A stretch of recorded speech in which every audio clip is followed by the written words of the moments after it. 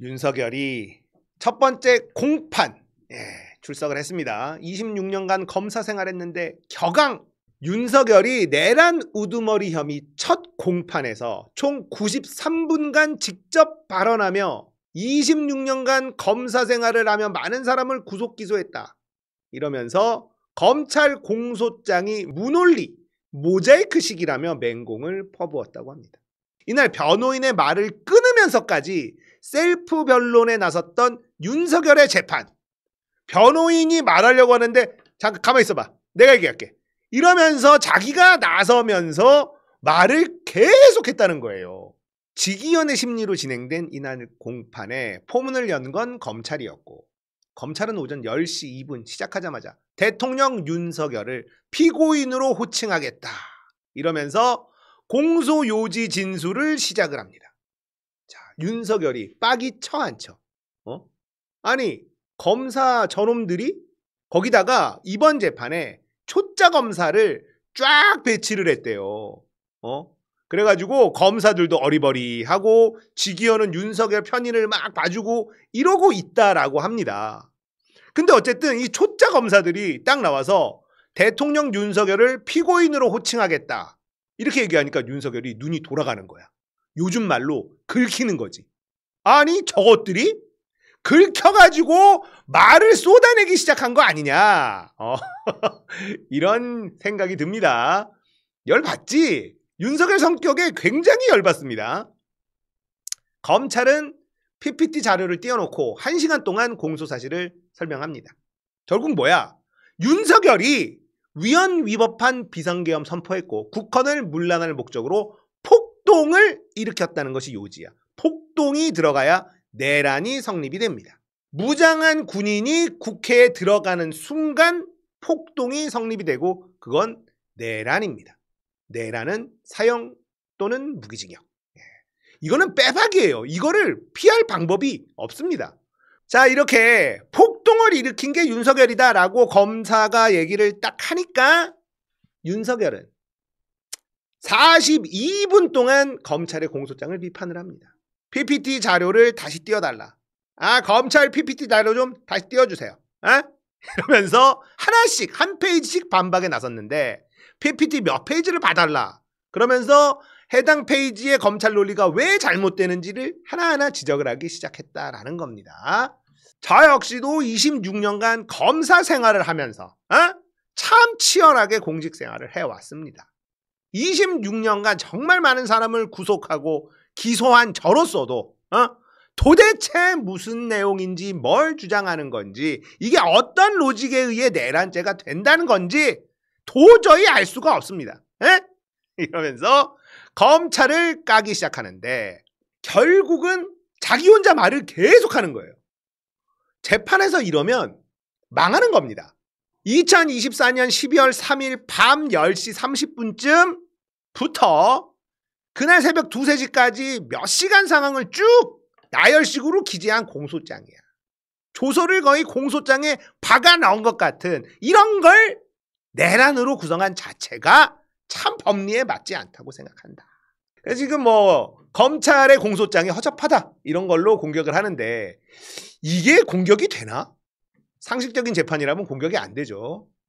원래 수사를 여러 사람이 하고 조서는 다양한 데서 생성하더라도 한 사람이 수미일관하게 논리를 만들어 공소장이 나오고 불기소장이 나오는 건데 이건 그냥 조서들을 모자이크식으로 붙인 거라고 판단된다. 그러면서 윤석열은 전두환 노태우 내란 혐의 공소장을 자기가 많이 봤는데 이번 공소장하고 비교하면은 허접하다. 이런 얘기를 하는 겁니다. 재판 마무리 직전까지도 증거라는 것도 어느 정도 될 만한 것들을 딱 골라서 던져줘야 그걸 가지고 인부하든 다투든 하는 건데 이거는 공소장이 너무 난잡해서 도대체 이거 어떻게 제대로 된 재판이 이루어질 수 있겠나.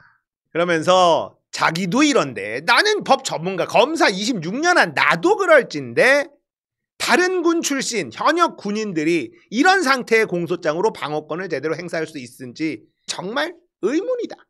윤석열이 의원 끌어내라는 지시와 관련한 조성현 수방사 제1경비단장 그리고 김영기 특수전사령부 제1특전대대장의 증언에도 불편한 기색을 감추지 않았다.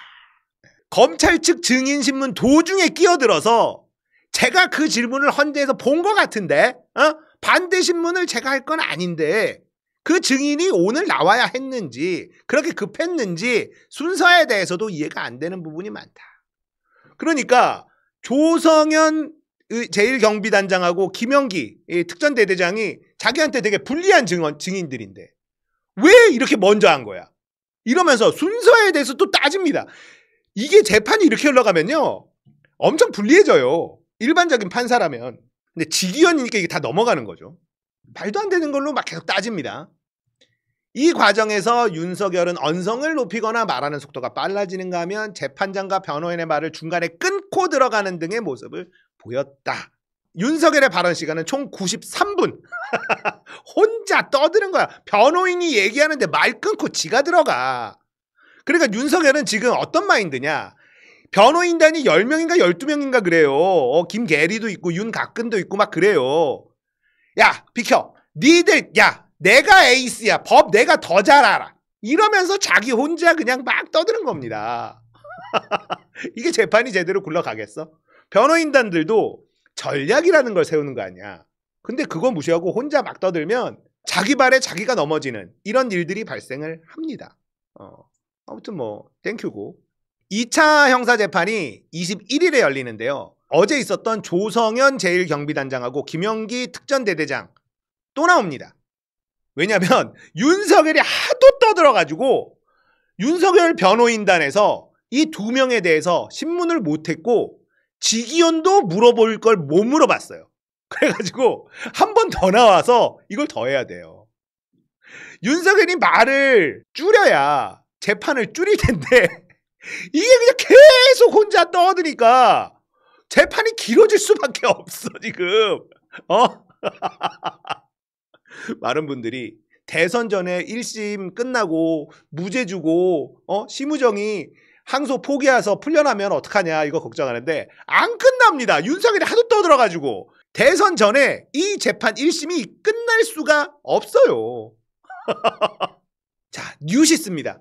자, 이렇게 굉장히 디테일하게 보도를 이어갔는데 뉴시스는요 아예 홍현우 기자, 이 한 명의 기자는요 윤석열만 바라보고 있습니다.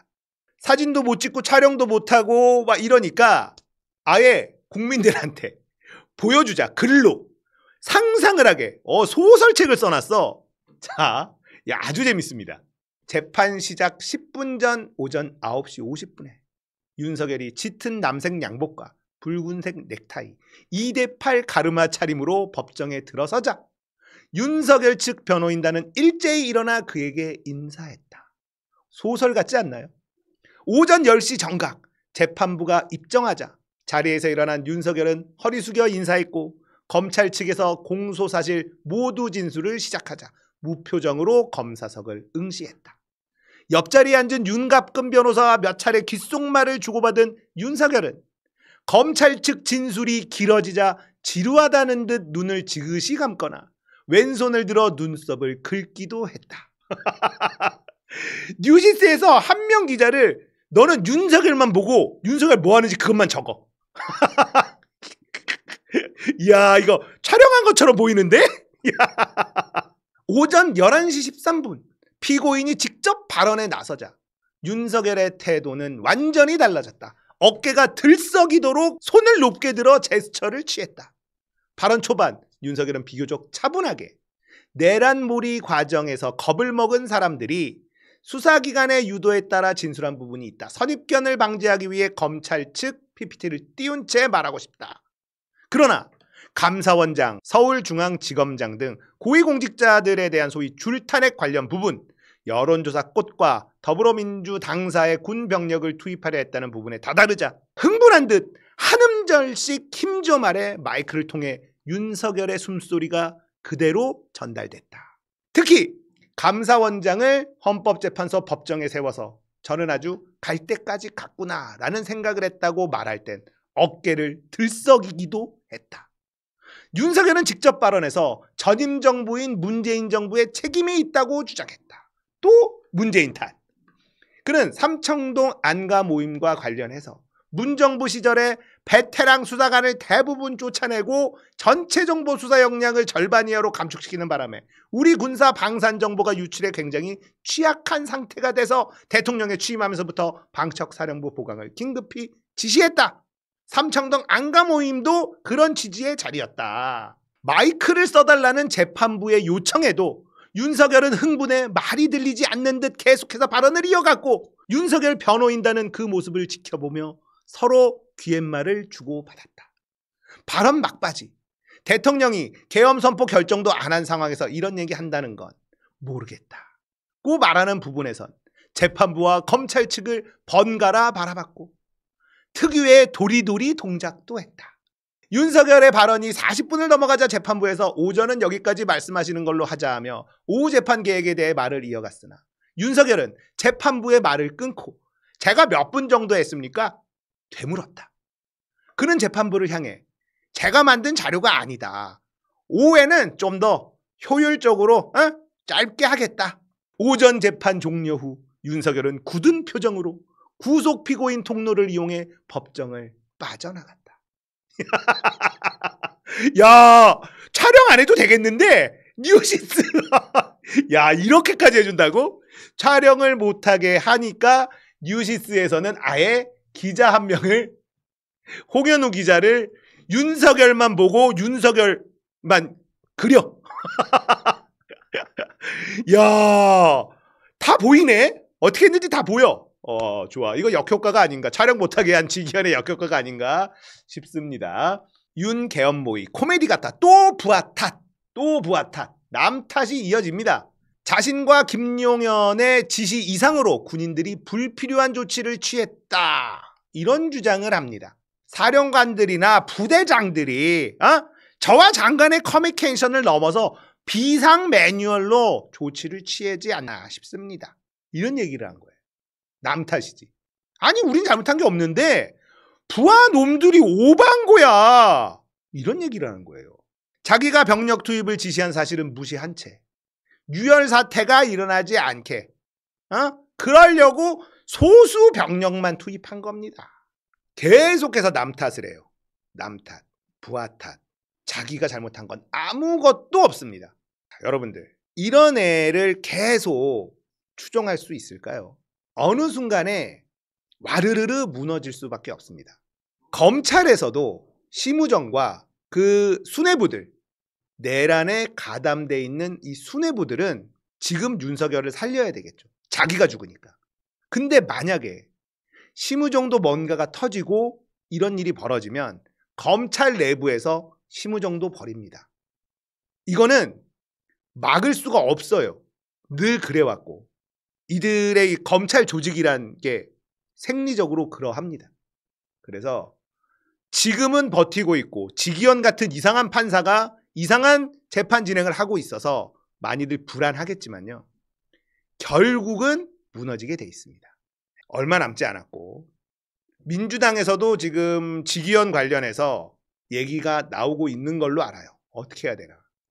그러니까 민주당 입장에서는 판사를 탄핵할 수는 있으나 이게 워낙에 정치적인 그런 재판으로 언론들이 포장하고 있기 때문에 민주당에서 지기현을 탄핵하는 건 굉장한 부담이 있습니다. 이거는 한덕수 탄핵하고는 좀 비교가 안 돼요. 그래도 민주당 내부에서 얘기가 나오고 있는 걸로 봐서는 일단 여론몰이가 좀 필요하다. 그래서 지기현에 대해서도 조금 정리를 좀 해서 방송을 좀 다뤄야 될 것 같습니다. 일단은 뺐어. 오늘은. 일단 윤석열이 어떤 식으로 재판을 받고 있는가. 이게 일단은 핵심이라서. 자, 전부 다 부인했고요. 전부 다 남 탓하고 문재인 탓, 부하 탓. 나는 잘못한 거 없어. 코미디야. 이게 무슨 내란이야. 검사, 공소장 이따위로 써? 이거 가지고 무슨 재판이야. 증인들 왜 나한테 불리한 중인 먼저 불렀어. 혼자 떠들고 변호인이 얘기하는데 말 끊고 재판장이 얘기하는데 말 끊고 혼자 막 떠들다가 사실 조성현이나 뭐 이 자기한테 불리한 증인들 어제 재판에서 끝냈어야 되는데 혼자 너무 떠들어가지고 21일 날 한 번 더 나옵니다. 그러면 다음 재판에서 또 어떤 일이 벌어질까? 더 많은 핵심 증거가 진술이 나올 가능성이 있다. 지켜보도록 하겠습니다.